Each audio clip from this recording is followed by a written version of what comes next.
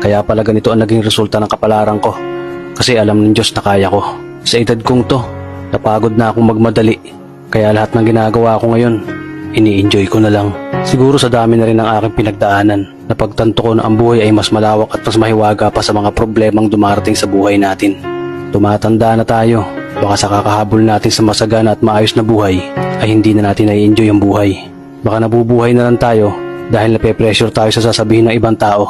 Marami na rin akong mga naging maling desisyon sa buhay, pero lahat yun nagsilbing aral sa akin at natuto ako sa mga pagkakamali ko. May mga taong sobra nating mamahalin at bibigyan ng halaga, pero ibabalik lang sa atin ay kabiguan at matinding trauma.